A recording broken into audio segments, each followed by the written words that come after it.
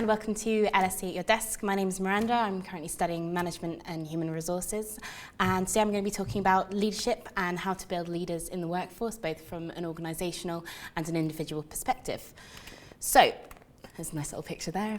I like this one because it shows that leaders kind of holding the followers' hands and leading them towards a goal. That's something that we're going to be touching on quite a lot. So what we're going to be covering is what leadership actually is, whether leaders are born or whether they're made and developed. Bit of a spoiler alert, obviously they are developed, as I'll then be talking about leadership development, both from the individual and from the organisational perspective, and then obviously covering the key points that are good takeaways. So first off, what is leadership?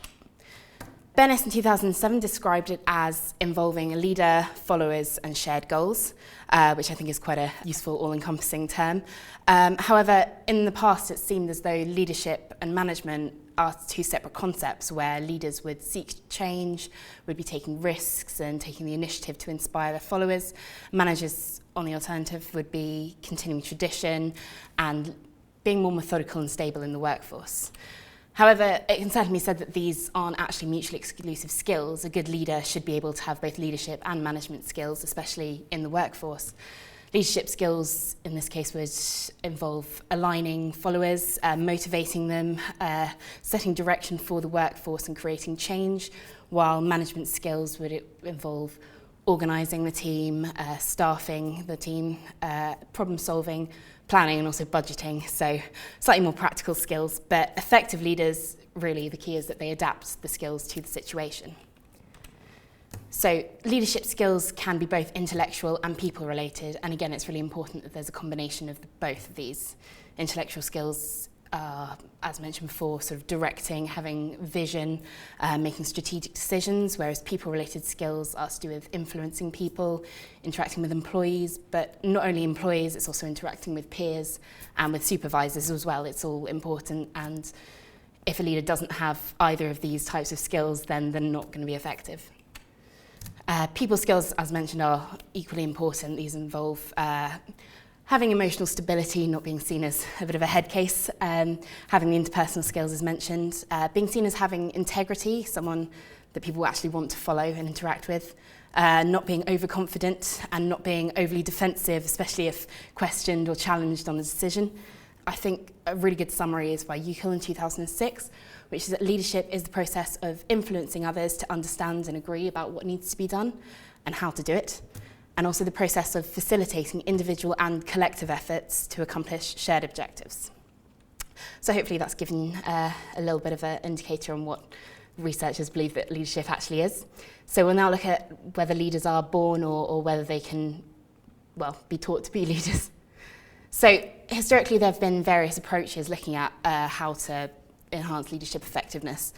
30% of leadership emergence, not actually effectiveness, so whether someone is actually likely to become a leader could be said to be related to inbuilt traits. However, that's not actually determining whether they're effective or not.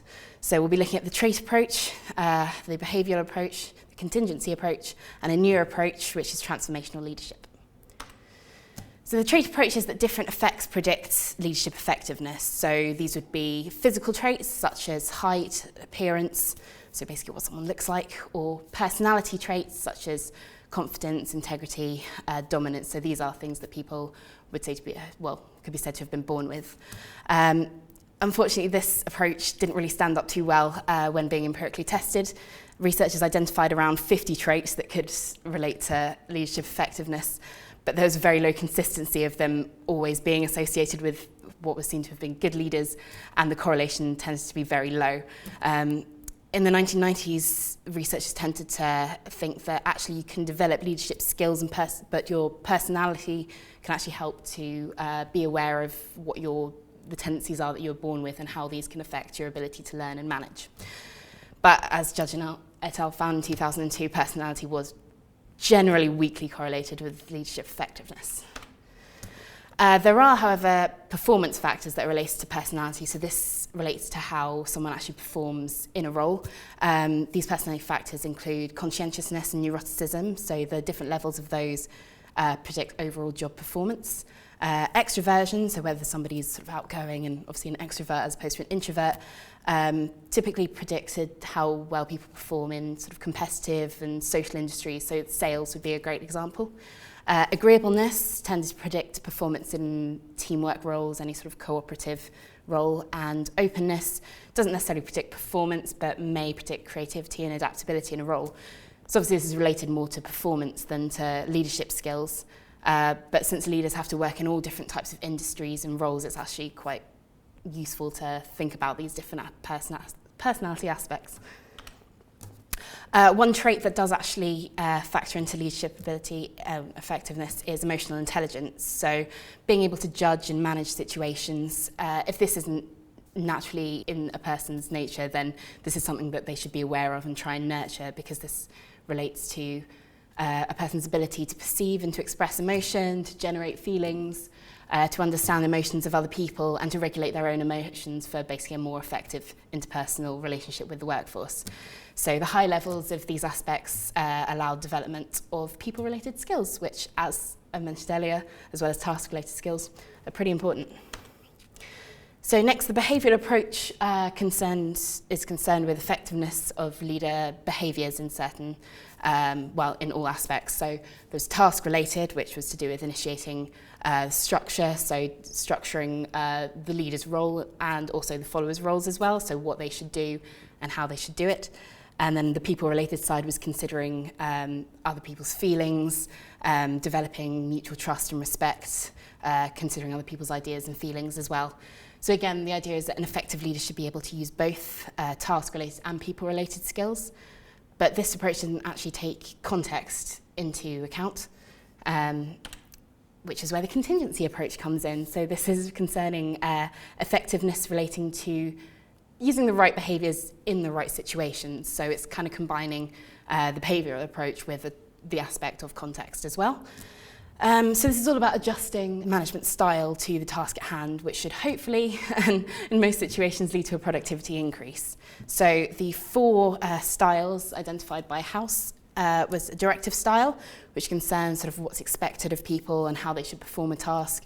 And this is said to improve productivity for a task that are sort of difficult and ambiguous and that need a lot of direction, hence being called the directive style. Secondly, there's the achievement style, which is concerned with creating kind of challenging goals and boosting confidence. And this is basically most effective in kind of technical or sales jobs.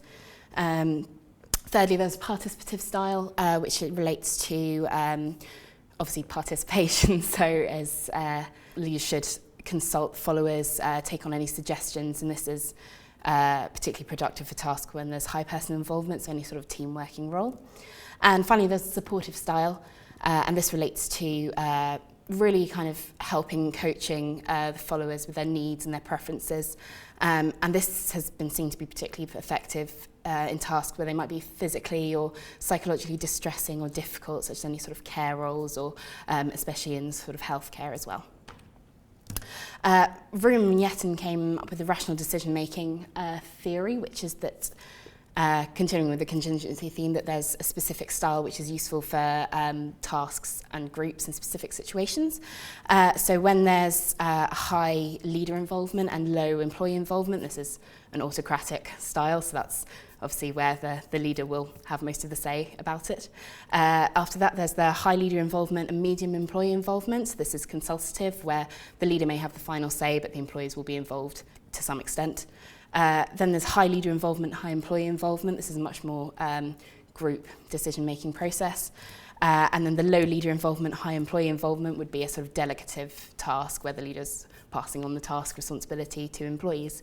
And then finally, the low leader involvement and low employee involvement, nothing would really get done. So the contingency approach is great for suggesting that there are specific behaviours that can be used in specific contexts. The difficulty is knowing when to adjust and how exactly to adjust, and even what to adjust as well. So the most recent approach to leadership effectiveness is transformational leadership. This concerns changing and transforming followers' views about themselves and about future possibilities, and basically inspiring them to decide what's possible It's also about aligning individual goals with organisational goals, which helps for followers fulfil the potential, also to feel that what they're working towards is in their interests and in the organisation's interests as well, and this should lead to high performance levels. This can be positive both for the organisation and for the individuals, in that it's likely to lead to increased performance, increased engagement, increased job satisfaction and commitment as well. So overall sounds like a lovely way to lead a team. 5 aspects of transformational leadership were identified, one being idealised influence, which focuses around sort of values and beliefs and ethics. This is sort of sharing a leader's own values and beliefs and really kind of inspiring followers to buy into those beliefs as well, usually around the organisation and the task. The second is inspirational motivation, which is, again, obviously, as the name suggests, inspiring. Basically communicating to employees what is possible, what could be achieved in the future, and trying to make that vision really compelling. Thirdly, intellectual stimulation, so encouraging employees to take a different perspective to tasks, especially if the task is quite complicated, inspiring them to sort of look at different perspectives on how it could be tackled and how the goal could be achieved. 4 is individualised consideration, so this is obviously taking individuals, teaching, coaching and mentoring them, looking at particular followers, what their particular needs are, and helping them to improve their abilities and sort of achieve their aspirational goals. And finally is contingent reward, so this is looking at each individual and ensuring that the reward that they get for their efforts and their participation is actually achieved and is specific to them, and celebrating the achievement when something is achieved. So we'll now look at individual leader development. So this is essentially what individuals can do to ensure that they maximise their ability to learn and to be effective and to become effective leaders. So a definition of leader development is expansion of a person's capacity to be effective in leadership roles and processes. So one could say that individuals create their own positive or negative self-fulfilling prophecies. If they believe that they can become a good leader by learning certain aspects of it, then they will. If they believe that they can't, then they won't. And the learning, or the level of developmental readiness, so this is how able and ready a person is to develop themselves as a leader, is signified by 5 different aspects. The first one being learning goal orientation, which is to do with how a person actually approaches a task and how focused they are on learning, whether they see it as a chance to learn, to develop themselves, and how they see it as an opportunity. Because someone who's more orientated towards seeing something, especially if it's a challenge, as a learning opportunity, is more likely to learn from it. Developmental efficacy relates to a level of confidence that the person actually has that they can develop a specific skill for that specific role, so whether they can learn something and actually apply it efficiently. Self-concept clarity relates to the level of confidence and surety that leaders actually maintain over who they are and what they can do.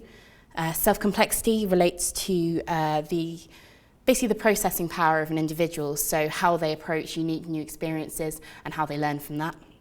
Finally, metacognitive ability is, as they all are, is kind of individual to each person, so it's how a leader thinks about who they are and what they do, how they take on new experiences, and how they relate that to the theory of who they are and what they do.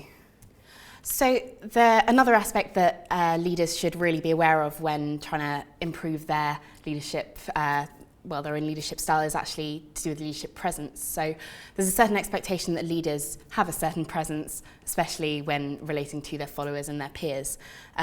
Confident demeanour is expressed through certain ways, one being direct eye contact, the second being audible, fluid speech, the third being standing up straight, and the fourth being occupation of physical space. So rather than being small and timid, it's having that presence. These aspects are cross-cultural, so they can be seen as important leadership qualities anywhere in the world. These enable a leader to appear inspirational, charismatic, effective, and most of all competent, so people will actually be willing to follow them and do what they say. Other nonverbal signs of leadership competence relate to confidence and warmth, which are both key aspects for a leader in order to have them actually win over their followers. So pleasant facial expressions rather than being severe all the time. Open arm postures so that they appear welcoming. Leaning towards and not away from a person if they're talking to them, especially one-on-one. A natural pace and pitch of voice and tone. And this, again, for a one-on-one interaction, sitting beside or diagonal to an individual rather than opposite, so they don't feel like it's a formal, almost interview-style situation. So these give these non-verbal signs, as with the ones of the previous slide, give an overall impression of leadership competence and confidence. Unfortunately, they're not actually a guarantee of leadership ability. Overconfidence has been shown to potentially actually be harmful to group decision quality. If the leader is perceived as more competent and able than they actually are because of their demeanour, then followers and participation in group discussion may actually be less likely to question what the leader is saying, may be less likely to put forward their own suggestions, and this may harm overall group decisions. So all the leadership theories we looked at so far in the presentation mainly consider the leader as themselves, but it's really important to look at who the leader interacts with. So it's important to consider their relationship with their followers. The leader membership exchange assumes that actually not all relationships for the leader with their members are the same. This can sometimes lead, if someone isn't careful, to having an in-group where the leader interacts well, sort of has a more favourable relationship with them, and an out-group, which might be people who don't feel like they're being mentored by the leader and don't feel like they're, part of the in-group. The in-group will usually experience a sort of mutual trust relationship, will have a lot of respect for their leader, will feel like they're receiving a lot of support and will be mentored. This will lead to kind of high performance in them, and they'll also be very loyal to their leader. The out-group, in contrast, will basically fulfill the minimal contractual obligations, will feel like they're receiving minimal support, will have lower performance and obviously lower levels of loyalty as well, and may be likely to leave because they feel like others are being treated better and they're doing the same amount of work. So it's really important for an individual leader to aim for fairness in all the relationships, for high quality relationships with all the subordinates, and not just to focus on an in-group, preferably not even to have an in-group, but to treat everybody the same and give them equal amounts of attention. This should lead to lower turnover, generally among followers, greater participation for the whole group, greater organisational commitment, and higher energy for the team as a whole. So we're now going to look at leader development within organisations. So what organisations can do, how they should prepare themselves if they want to develop efficient leaders, and what actually they should do to ensure that the training is effective. So organisational leadership development is a very expensive industry. It's estimated about $20 to $40 billion a year spent by organisations on leadership training and development. However, obviously this is a vast amount of money, and if leaders aren't being trained in the right way, then a lot of that money is being wasted. So it's important to look at what organisations can actually train, how they should train it, and when they should train it, and also who should be trained. So the leadership Stratoplex model, which was designed by Mumford et al., and I always confuse that with Mumford and Sons, this looks at what can be developed and what can be trained. It's a competency framework, so it looks at skills that leaders should possess at all levels. So the first level is cognitive skills, so this includes sort of basic interpersonal and functional ones for any sort of role, so speaking, being able to listen and actually take things in, writing, any sort of reading comprehension, active learning as well, so taking the time to actually learn new skills. The second is interpersonal, so this relates to social perceptiveness, the emotional skills and emotional intelligence that were covered earlier on, so coordination with other people and being able to persuade that an idea, say for example, is good and should be taken forward. Thirdly is strategic skills, so this includes sort of identification of consequences for a business decision, identifying key causes and problems in an industry, and being able to be aware of solutions. And finally, business skills, which include management of material, financial and personnel resources. So as you can see, the level of skills that are actually required for leaders change as the leader goes from junior, mid-level to senior management. So as you can see from the top one, the high levels of cognitive skills are required pretty much at all levels of being part of a business. Secondly, interpersonal skills are also start quite high and finish quite highly as well. There's less of a need for strategic and business skills at junior level, but a higher need for both of them at the senior level. So really any sort of training program should look at all the skills required in order to end up with well-balanced and all-round good leaders. So in order to ensure that an organisation is actually ready to develop people in the right way, it needs to look at the way it's enables performance in the workplace. So organisations should really focus not simply on mitigating and training up weaknesses and not just on identifying where there are problems, but also identifying where people have strengths and developing these even further. One suggestion is a type of cascading effect. So this is where leaders at the highest level will walk the walk and talk the talk in their style, and this should really filter down as a sort of beacon of how to do things, and this should be represented at a similar form in lower levels via role modelling, reinforcement, vicarious learning and copying. So there's two different types of leadership strategies, the first one being on-the-job leadership development. So one suggestion is the developmental challenge profile, which the idea here basically is that challenges become learning outcomes or should be seen as learning outcomes, and these should lead to leader development. Situations with high potential for learning outcomes are such as job transitions, so when people have to take on unfamiliar responsibilities in different roles, any sort of opportunity where someone has to prove themselves and their own abilities, either to peers or to their superiors, and any sort of high responsibility task when people are taking on high responsibility. Aspects for medium potential, obviously depending on the situation, would be any situation where someone has to create change in the office environment or influence other people. There are also potential obstacles identified, such as lack of top management support and a difficult boss, as this will really hinder any sort of creativity and learning potential that an individual has. A second sort of developmental strategy is actually specific structured developmental programs, and these can be either formal or informal programs that are specifically designed to train groups or individuals to a desired outcome. So this might be done in-house if a company has the facilities, or there might be a specific hired company that come in to train. It really doesn't matter. But the most important thing is that there are 3 phases that really have to be done to ensure that it's effective. The first being action taken before training and development, the second being design of training and development, and the third being action taken after training and development. So I will go through those now. So before training and development takes place, it's really important that a training needs assessment is carried out. This looks at where, when, and which resources should be allocated to training. This is kind of assessing the organisation's goals, environment, and characteristics to ensure that these are all will basically allow training to take place and also to be able to be translated to the workplace after the training. A task analysis will look at the tasks that a leader should be performing and the kind of competencies required to perform these effectively. And a person analysis looks at who needs training and what type of training. These should basically make the training more cost effective and time effective for the organisation. Clarifying the training's objectives early on also enables evaluating whether the training's actually been effective at the end. So as it is important to ensure, especially if you're paying a lot of money, that your training goals have been achieved. In terms of designing for training and development, there are different forms which have different strengths and weaknesses, and it's important to consider these when choosing what type of training and development takes place.